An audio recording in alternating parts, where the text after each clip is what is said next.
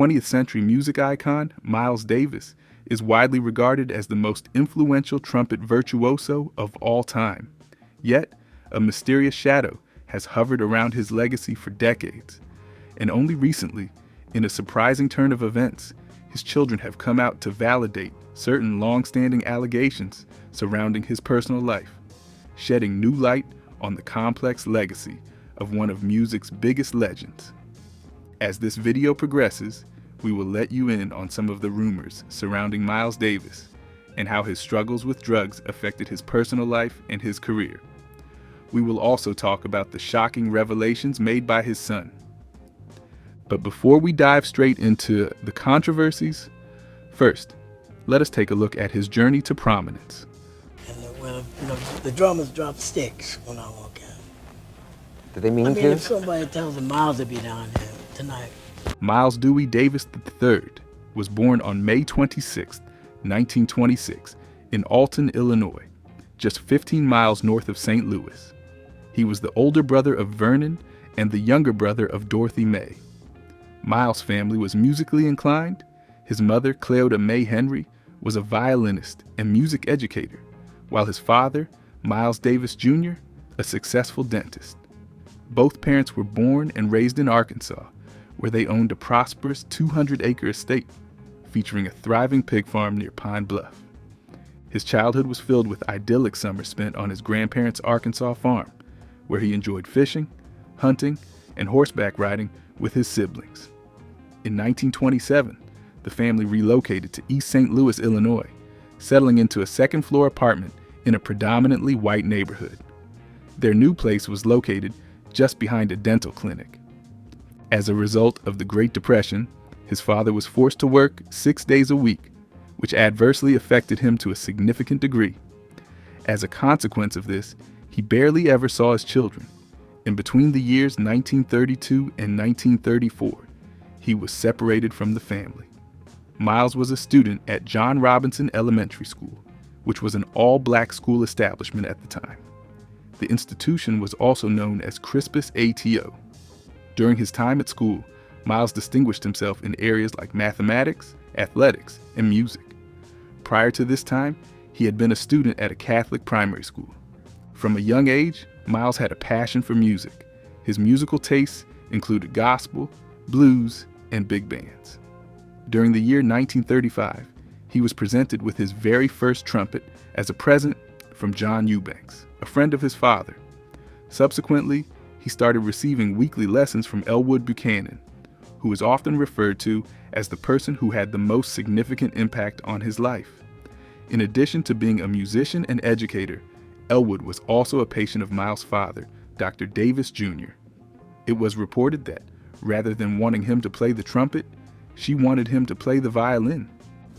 He's a good trumpet player, but he doesn't have anything extra.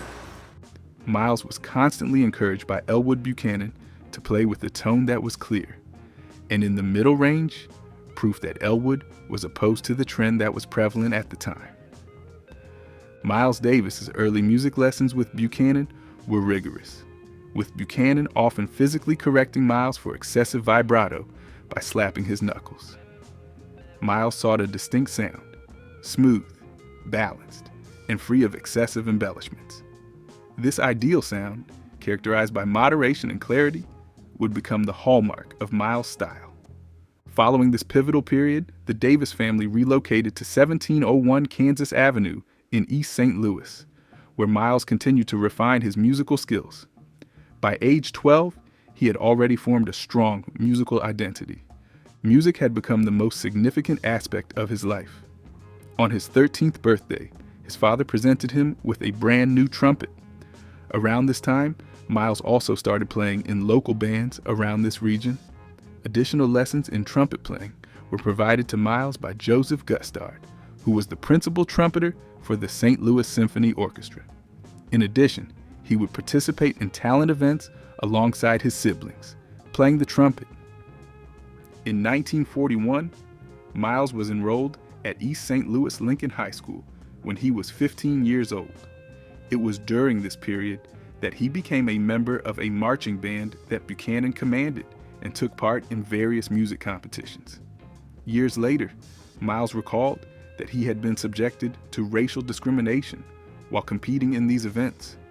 On the other hand, he believed that the difficult experiences he had made him a more refined musician who was also more resilient.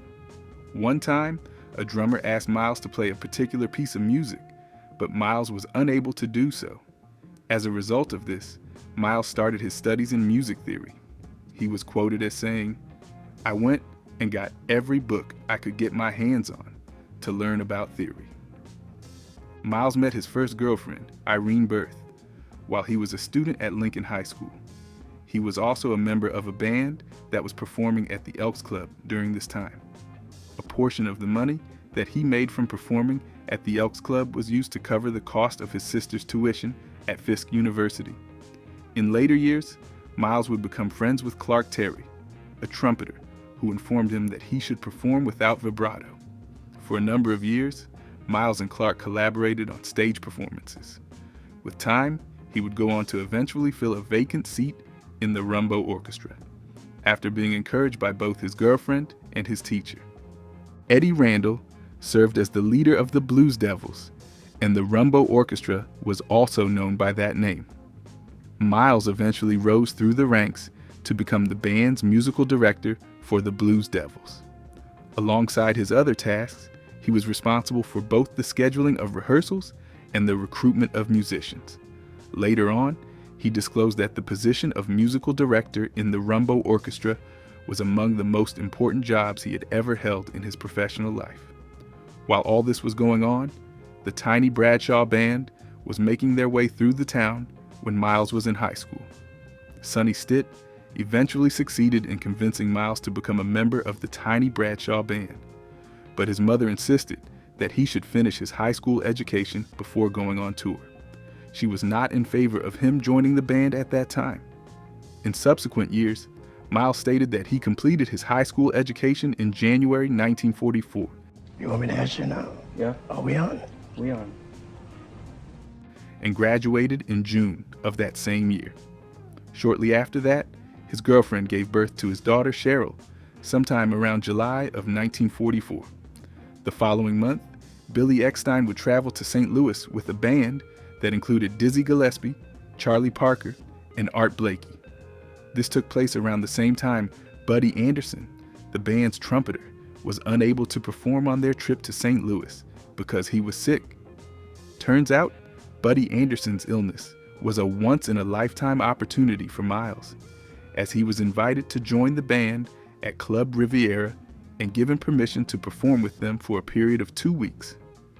Following the success of his performance with the band at Club Riviera, Miles became even more resolute in his intention to relocate to New York City, the vibrant center of the music industry. After high school, he was scheduled to study either the piano or the violin at Fisk University. Miles's mother had high hopes that her son would follow in the footsteps of his sister and enroll there. However, Miles had other interests and career aspirations. In 1945, he received permission from his father to leave Juilliard in order to pursue a career as a jazz musician while working full-time. In 1946, he made his debut as a band leader with the Miles Davis Sextet, which resulted in his first recording.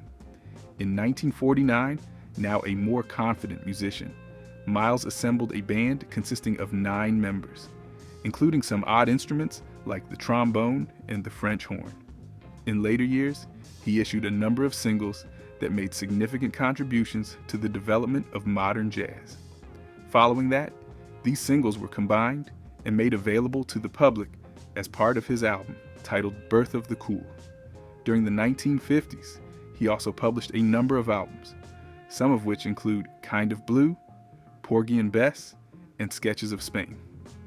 These albums were released in the early 1960s. His final album of the decade was titled Kind of Blue and was published in 1959. This record is widely considered to be the jazz album that has sold the most copies of all time. Miles got a total of 32 nominations and 8 Grammy Awards over the course of his professional accomplishments. In 1960, he was awarded the title of Best Jazz Composition of More Than 5 Minutes Duration for his album, Sketches of Spain. In 1970, he was awarded the title of Best Jazz Performance, Large Group or Soloist with Large Group. In 1982, he was awarded the title of Best Jazz Instrumental Performance, Soloist for his double album, We Want Miles. In addition, he was awarded numerous Grammys, including the Lifetime Achievement Award in 1989, the Grammy for Best R&B Instrumental Performance in 1992, the Grammy for Best Large Jazz Ensemble Performance in 1993, and the Grammy for Best Jazz Instrumental Performance, Big Band in 1989.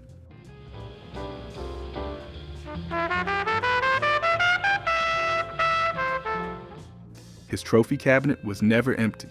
His name firmly established in the circles of the music industry, and he is widely regarded as one of the best trumpeters in history, if not the best trumpeter ever.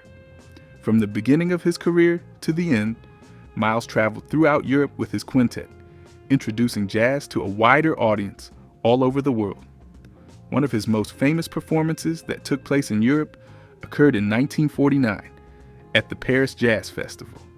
Miles was held in high esteem within the music industry due to the numerous prizes and nominations he received. Nonetheless, his life was not without its challenges, tragedies, and controversies. On the surface, Miles Davis's life appeared to be less difficult than it actually was. He was fortunate enough to be raised in a wealthy household, in contrast to the majority of other African American children who were growing up during that time. On the other hand, his life was also full of tragic events, conflicts, and major dramas. When Miles had returned from his trip to Paris in the middle of 1949, he found himself battling with depression as he struggled to find a job. Eventually, Miles was able to find work in October that year, but it was for a brief period. Miles worked in New York City, Detroit, and Chicago during this time, and continued to do so until January 1950. Due to the fact that he consistently fell behind on his rent payments, there were multiple attempts made to reclaim his vehicle. He was already taking heroin at that time, and the cost of his heroin consumption had steadily risen over the course of his use of the substance. Miles had just turned 24 at the time, but he was already neck deep in debts and drugs. Years later, he would talk about that period of his life, claiming that he had lost his sense of discipline and had lost control of his life. In August of 1950, Miles IV, his second son, was born to his lover Irene. After she gave birth to him, in the future, Miles would develop a friendship with Johnny Bratton, who was a prominent boxer at the time. It was at that point that he started to take an interest in the sport. After leaving his family in the care of his friend Betty Carter, who was a jazz vocalist, Miles went on tour with Billie Holiday and Einstein. During the course of this trip, he was taken into custody in Los Angeles for possessing narcotics that were prohibited. The news of his incarceration was publicized in Downbeat magazine, which further diminished the number of employment prospects available to Miles. A few weeks later, he was found not guilty. By the 1950s, Miles had already begun investigating the possibilities of the intermediate register of the trumpet. During that period, he had developed his skills further by experimenting with a variety of rhythms and harmonies. Throughout his career, when he signed with Prestige in January of 1951, his financial situation shifted for the better. Following Bob Weinstock, the proprietor of Prestige, becoming a fan of the Nonette, offering him a deal that was for a period of 1 year. At that time, Miles selected Louis Roy Haynes, Sonny Rollins, Benny Green, and Percy Heath as his band members. Sonny Rollins was a saxophonist, Benny Green was a trombonist, and Louis was a bassist.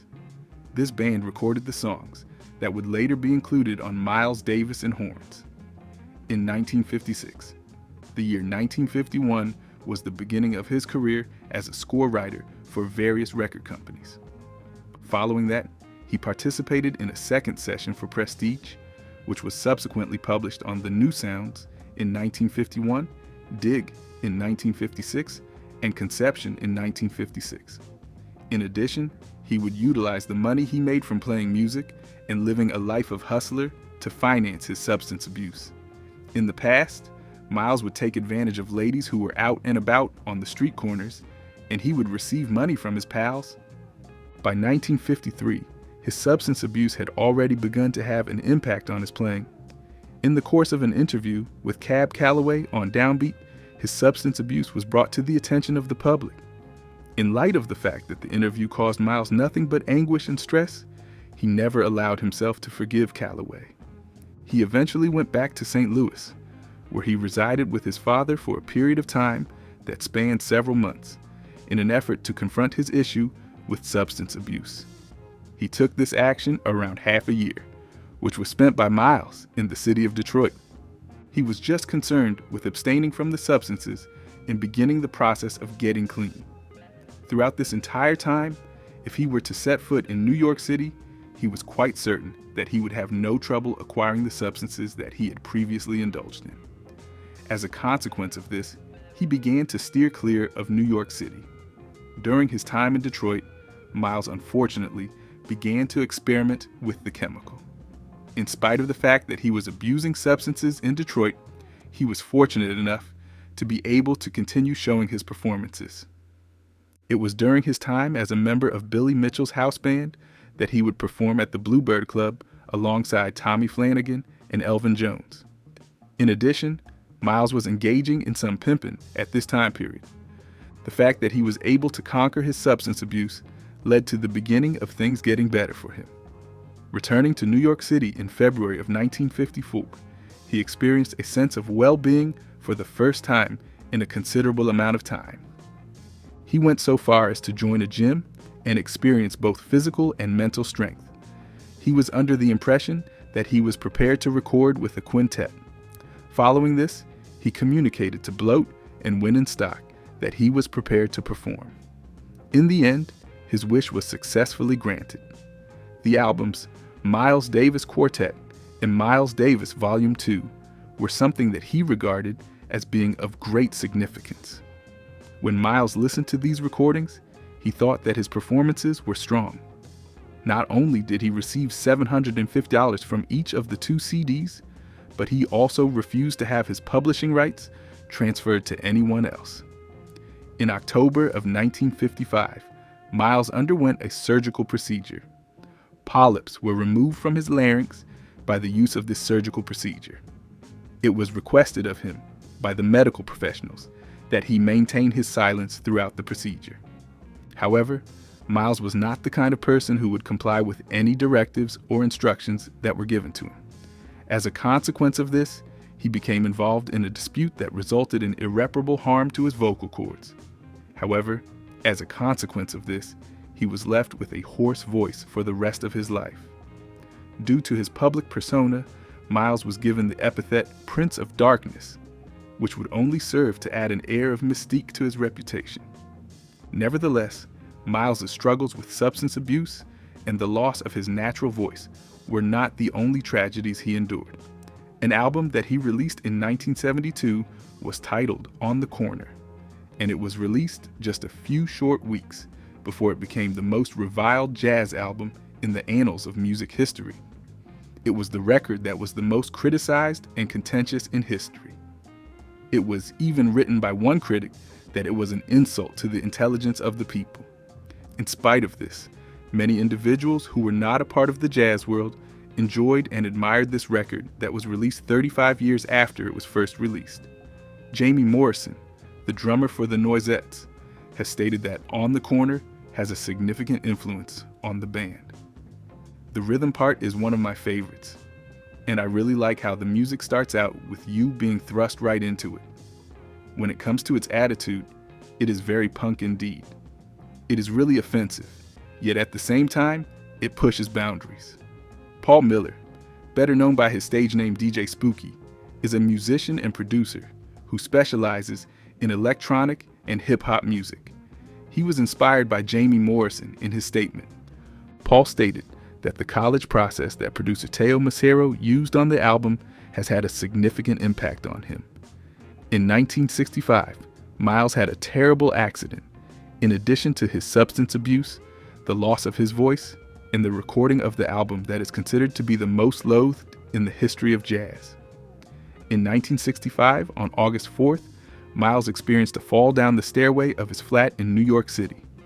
His hip was broken as a result of his landing on it. It is possible that Miles was one of the best trumpeters in history, but he was also involved in a number of unfortunate events, controversies, and dramatic situations.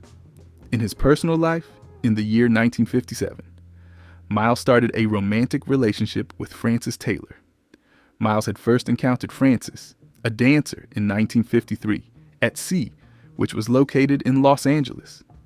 Their wedding took place in Toledo, Ohio, in December of 1959.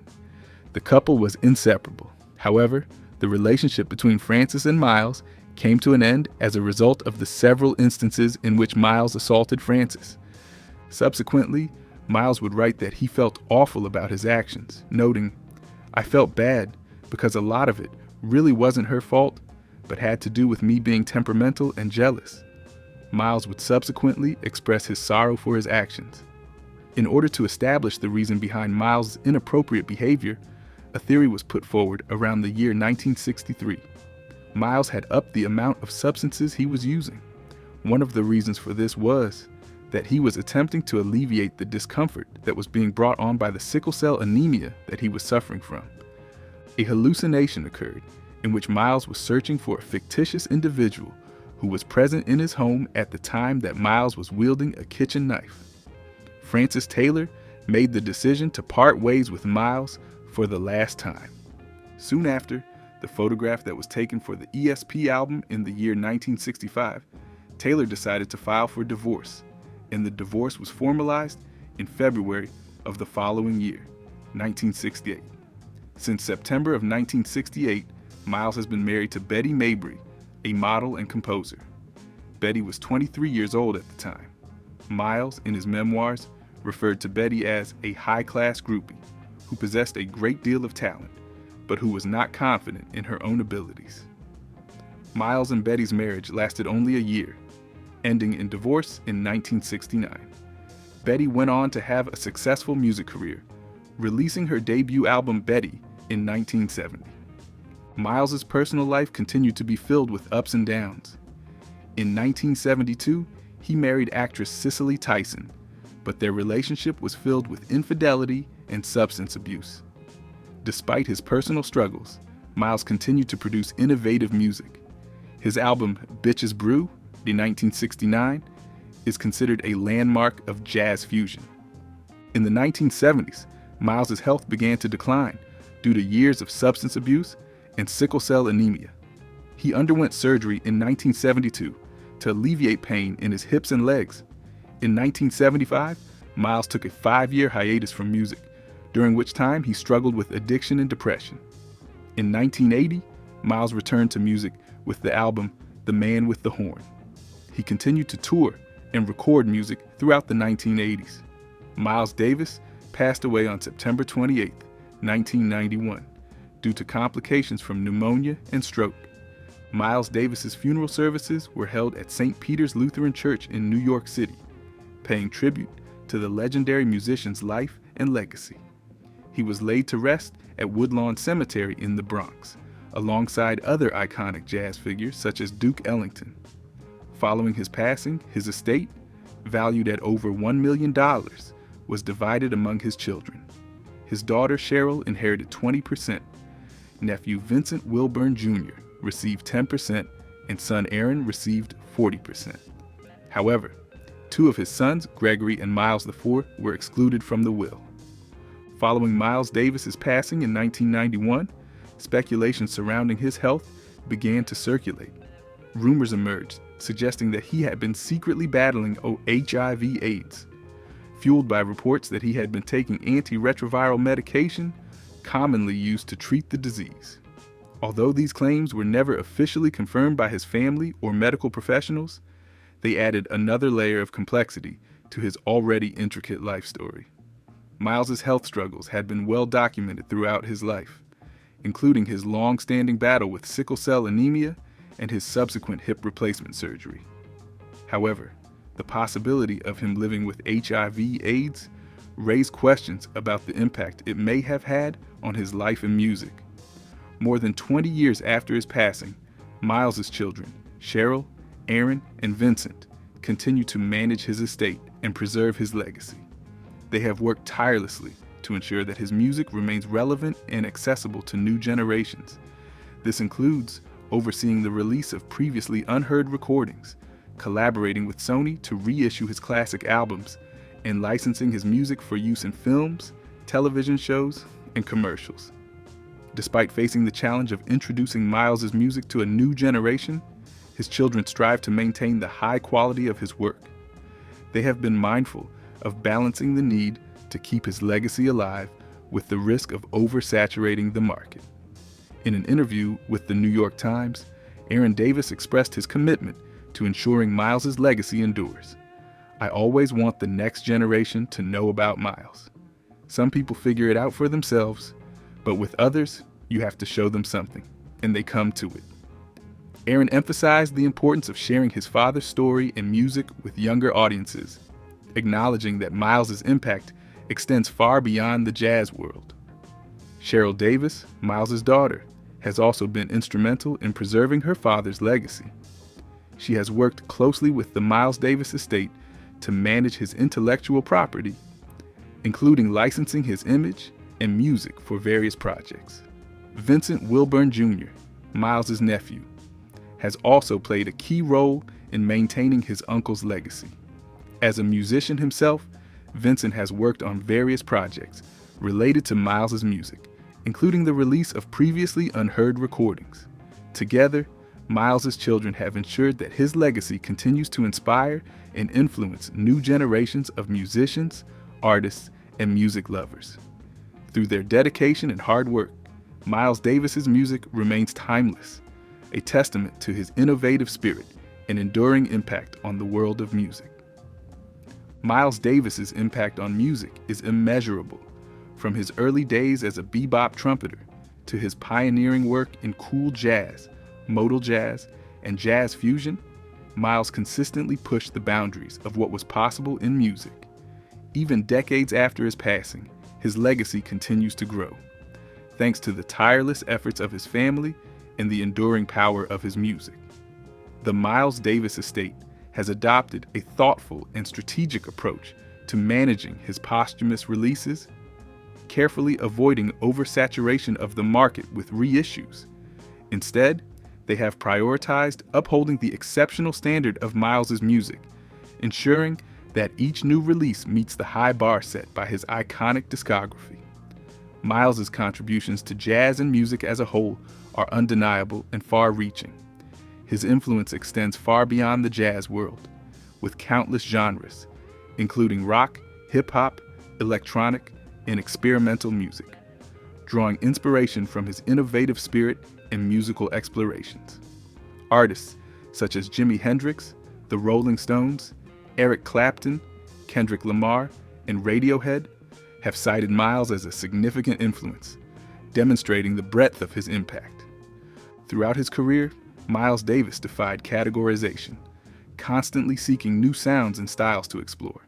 His iconic albums, such as Kind of Blue, Sketches of Spain, and Bitches Brew, remain landmarks of jazz innovation, influencing generations of musicians. Miles's legacy continues to grow thanks to the tireless efforts of his family. His children, Cheryl, Aaron, and Vincent, have worked diligently to preserve his artistic vision, collaborating with esteemed labels, producers, and artists to create new releases that honor his legacy. The result is a continued introduction of Miles's music to new audiences, ensuring that his influence continues to shape the course of modern music. The family has carefully avoided oversaturating the market with reissues, focusing instead on upholding the exceptional standard of Miles's music